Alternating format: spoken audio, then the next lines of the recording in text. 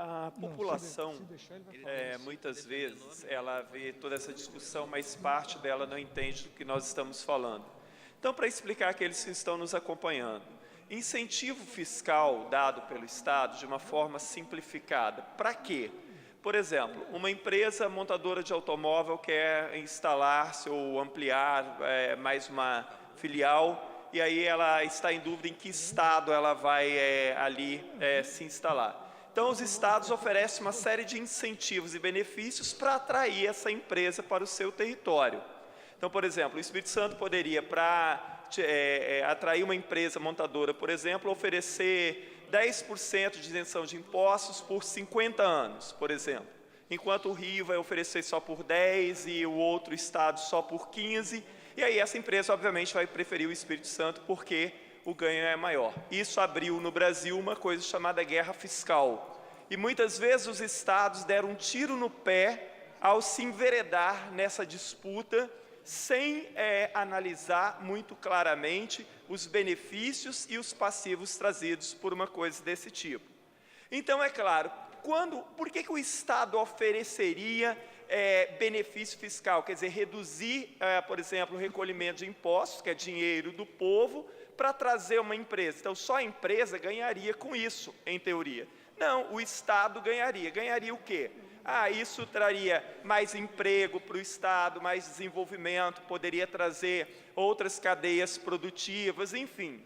Então, isso justificaria por que o Estado concede benefício, redução de impostos e outros benefícios.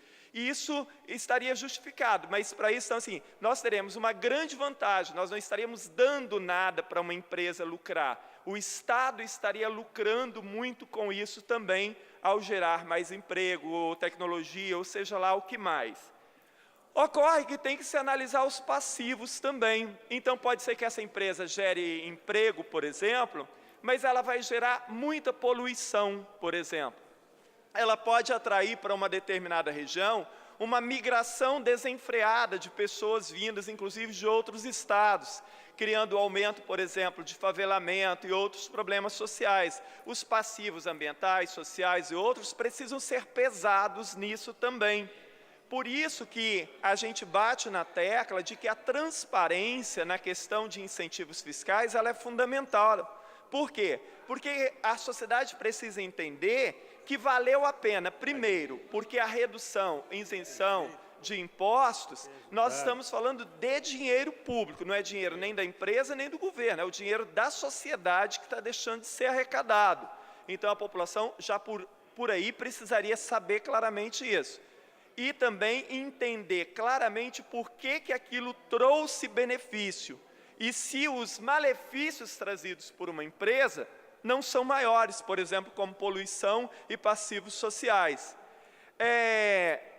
Quando eu proponho, mais uma vez, porque eu já tinha proposto isso também na LDO, voltei a propor novamente, a questão da transparência. Isto é fundamental. Então, a alegação de que hoje, por causa da guerra fiscal, se você dá a transparência, então outro Estado vai ali oferecer mais e vai retirar essa empresa daqui. Ora, o que nós propomos é que, ao final do ano fiscal, seja divulgado para quem, por quê e qual o montante dessa renúncia ou desse incentivo dado pelo Estado, que era exatamente o artigo 145 da Constituição, que nós, ano passado, nós não, porque eu votei contra, que foi eliminado, e que o deputado Enivaldo tantas vezes fala aqui. E, na ocasião, se eu não me engano, foram apenas 4 ou 5 deputados que votaram contra a extinção desse artigo.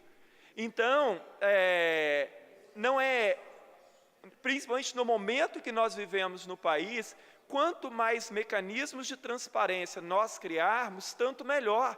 E a sociedade ela precisa sim saber para quem o governo dá incentivos fiscais, quanto é isso e por quê. E principalmente para poder também fazer um balanço entre a questão de que se aquele incentivo dado realmente compensa em termos do que se cria com esse investimento, em termos de empresa e tecnologia, E a questão que quase nunca é observada, os passivos ambientais e sociais trazidos por grandes investimentos. Então, deputado Dari, com todo respeito, mas eu acho que é uma temeridade a gente não incluir isso no atual projeto. Muito obrigado, presidente.